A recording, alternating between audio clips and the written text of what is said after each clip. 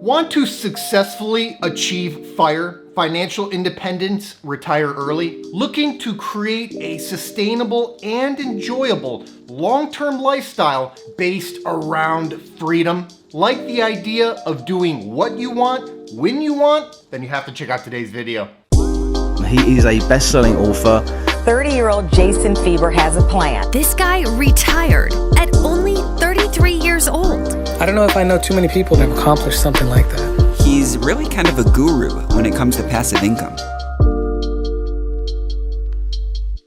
Before I get into today's content, if you want exclusive access to my personal six-figure stock portfolio and alerts on any new investments I make, check out the Patreon link in the description below. I was laid off from my day job at a car dealership in the Metro Detroit area in March 2009. This was during the depths of the Great Recession when major auto manufacturers were actually going bankrupt. The car industry in Metro Detroit in 2009, you almost couldn't have picked a worse industry in a worse place at a worse time. But the night is darkest before dawn. I picked myself up, dusted myself off, and devised a plan. A plan which would see me successfully achieve FIRE, otherwise known as financial independence, retire early. After losing my job, I never again wanted to be so dependent on an employer in order to put a roof over my head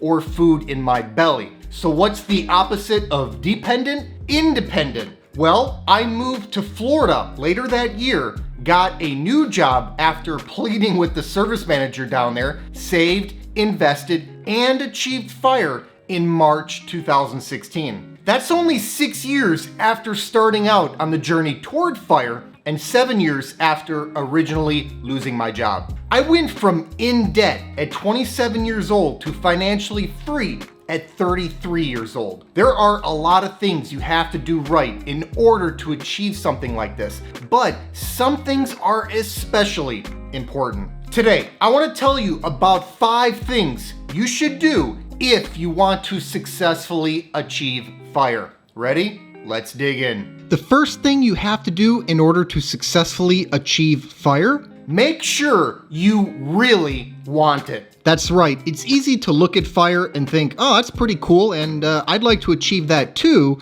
However, it's quite another thing altogether to want it with every fiber in your being. But this is the kind of desire that is necessary. Why? Achieving FIRE is easier said than done. It's easy to point to the path you have to walk. It's much more difficult to actually walk that path for years on end. You're setting yourself up for a radically different lifestyle, potentially for the rest of your life. That takes a ton of commitment, and you have to have a determined long-term mindset. Not everyone can do that. So before you start down the path toward FIRE, be aware that it is a multi-year journey. It took me 6 years to go from start to finish, from in debt to financially free, and I was able to sustain a level of relentless intensity and focus that is rare. As such, it'll take most people even longer. Let's say it'll take you 10 years. Can you commit your entire self to a 10-year plan? What if it'll take you 15 years? Can you stay on a path totally focused for 15 straight years? FIRE is achievable for almost anyone out there,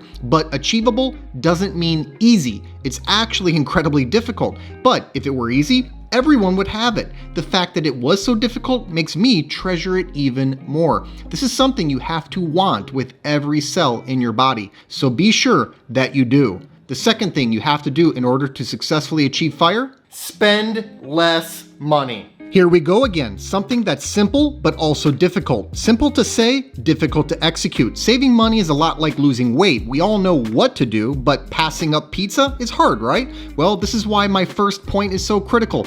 Only those who really want FIRE are willing to routinely pass up the figurative pizza. You shouldn't be spending a little bit less. I mean a lot less. In order to achieve FIRE within a reasonable amount of time, you'll have to plan on living on 50% or less of your net income. That implies a 50% net savings rate.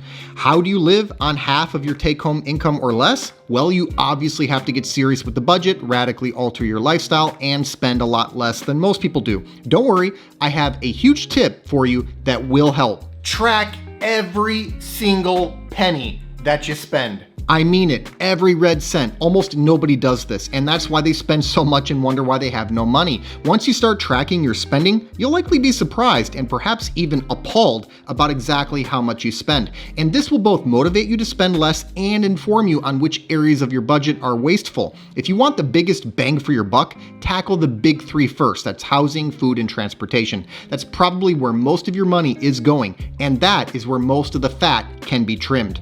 The third thing you have to do in order to successfully achieve FIRE? Make more money. I see this false dichotomy out there in the personal finance space where people argue between whether you should try to make more money or try to spend less money. Why not both? They're not mutually exclusive endeavors. The thing about spending less, though, is that fine-tuning the expense side of the budget is a bit of a one and done. Once you've got all of the fat trimmed, you're basically on cruise control from there. After minimizing the expense side of your budget, look to maximize the income side of your budget. When I got a job again down in Florida in 2009, I was only making about $40,000 per year. Doesn't sound like much, right? Well, let me tell you, after being unemployed for a while, I was incredibly thankful for that income. However, I also knew that it wouldn't be enough to get me to the promised land within a decade. Even with taking a sledgehammer to the expenses, I needed to make more. The good news about both income and expenses, they're largely within your control. So I started showing up early, staying late, and aggressively competing with coworkers. I even made a reputation for myself.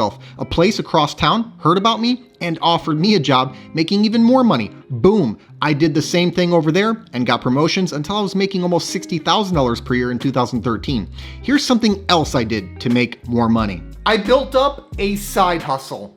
This is key. After all of that showing up early, staying late, and working doubly hard at the day job, what did I do? Well, I then went home and worked some more. I founded a blog called Dividend Mantra, which later spawned all kinds of online ventures, including the YouTube video you're currently watching. A side hustle is strongly recommended. First of all, the income you make from it basically drops straight down to your bottom line once you've got the expenses locked in. Second, it can greatly accelerate the time frame in terms of how long it'll take you to achieve FIRE. Third, it can be part of the post-job lifestyle you enjoy after achieving FIRE and retiring from your main career. The fourth thing you have to do in order to successfully achieve FIRE? Invest intelligently for the long term. This isn't just investing, it's doing so intelligently and for the long term. Anyone can call themselves an investor today, and a lot of people do that. But being an investor who is successful 10, 20, 30 years down the road, yeah, that's different. I've been investing since early 2010. It's been 12 years now. I still hold many of the investments I picked up 12 years ago,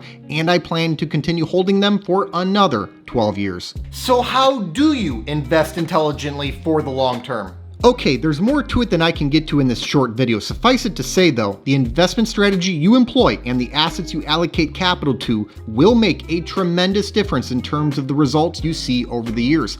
I'm obviously a big advocate of the dividend growth investing strategy. It's a strategy I've been writing about and personally using for more than a decade. This strategy sells itself. It's all about investing in world-class businesses that pay reliable, rising dividends to their shareholders. And how do they fund consistently increasing cash dividends? By producing ever more profit, of course, which happens when you sell the products and/or services the world demands. In my opinion, dividend growth investing is perfectly suited for FIRE. I paired long-term dividend growth investing with my journey toward FIRE, and I think this pairing was so helpful as dividend growth investing complements FIRE in so many ways. Mentally, I have a difficult time separating the two.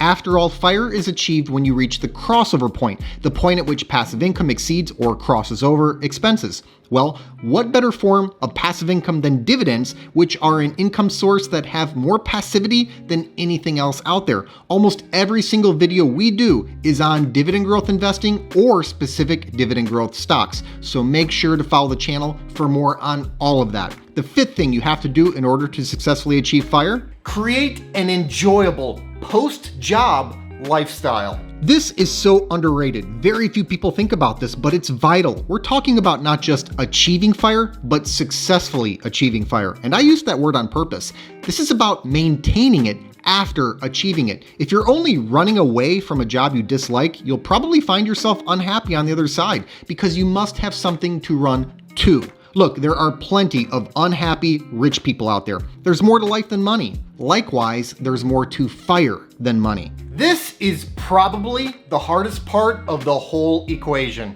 That's because it's so personal. You can't read a book and get the answers. It comes down to you, your life, your personality, your situation, your likes and dislikes. See, here's the truth of the matter. Most people are used to being delegated to. They're not accustomed to being the delegator. But when you quit your job and eliminate the boss that delegated to you, you become the boss and get to delegate. And just like how you decide to allocate your capital will make a tremendous difference in terms of the results you see over the years, how you allocate your time will also make a tremendous difference in terms of your happiness and the ultimate success of your post-job fire lifestyle. But here's a tip. Build a side hustle that you can see yourself doing and enjoying after you quit your job. This goes back to my earlier point. It's why I said building a side hustle is key. After you quit your job, you're going to have a lot of time on your hands. So when do you wake up? What do you do at 11 a.m.? What do you do at 3 p.m.? So on and so forth. Trust me, anyone who is driven enough to achieve fire will not be happy just sitting around all day long. The personality that achieves fire is the same personality that will still need to be challenged and engaged after the job is gone. So my best advice here is to start building the post-job fire lifestyle long before you actually pull the trigger and quit your job, which will likely hinge around the side hustle you start up as a way to make extra money to save and invest toward fire. Thanks so much for watching. I hope you enjoyed today's video. Give us a like if you did, and let us know in the comments what you think about these 5 things to do in order to successfully achieve fire. Please make sure to subscribe to the channel and ring that notification bell so you don't miss out on new content. Also take a look at the description box below for some important links, including the link to my personal stock portfolio. This 6-figure portfolio, which I call the Fire Fund, generates enough passive dividend income for me to live off of. It allowed me to retire in my early 30s. I've made my portfolio entirely accessible over a Patreon, and I also post alerts there whenever I buy or sell stock. I put my money where my mouth is, and I'm often invested in the same high-quality dividend growth stocks that I make videos on. Over the years, I've heard from thousands of investors who've been profiting from many of the same exact stocks that I own. So if you think this is something that you could benefit from as well, check the link in the description to see my portfolio and start getting my buy and sell alerts. I'll see you next time.